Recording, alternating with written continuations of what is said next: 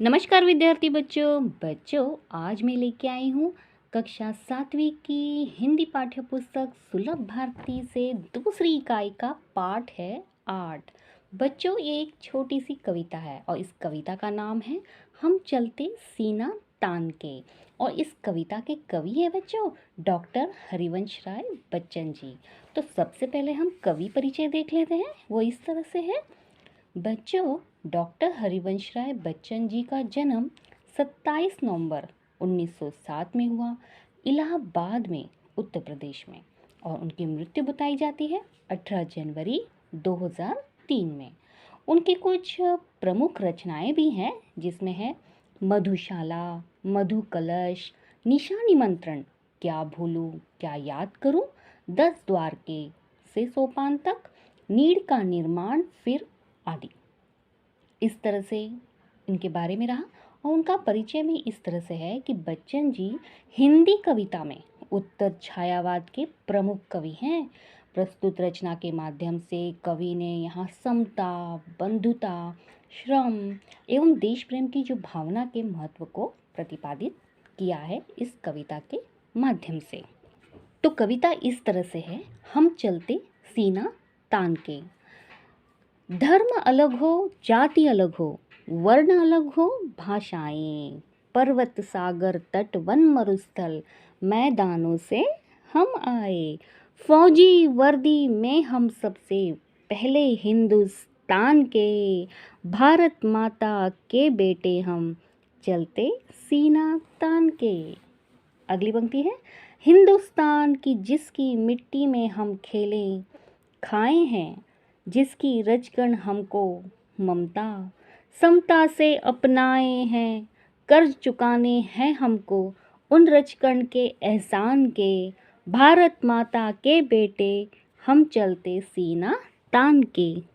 जिसकी पूजा में सदियों से श्रम के फूल चढ़ाए हैं, जिसकी रक्षा में पुरखों ने अनगणित शीश कटाए हैं, हम रखवाले पौरुष वाले उसके गौरव मान के, भारत माता के बेटे हम, चलते सीना तान के।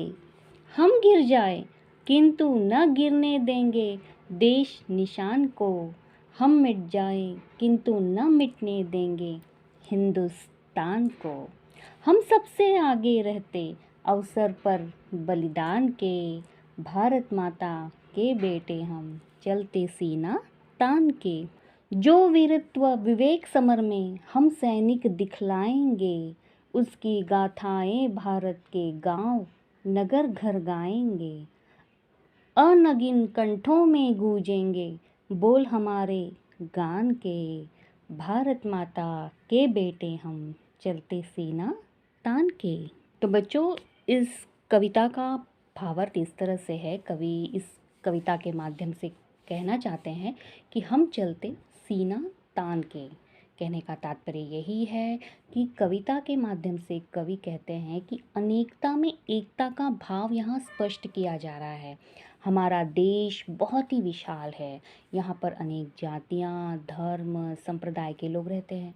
इनकी बोली, भाषा, रहन सहन सब कुछ एक दूसरे से अलग यानी भिन्न है, लेकिन हिंदुस्तानी होने के भाव ने सभी को एक सूत्र में बांधे रखा है। इसीलिए यहाँ पर सभी लोग मिलकर इस देश को बचाना चाहते हैं, चलते हैं सीना तान के। यानी गर्व का भाव यहाँ प्रस्तुत किया जा रहा है। अपने देश के प्रति जो गर्व की भावना है उसे यहाँ बताया गया है।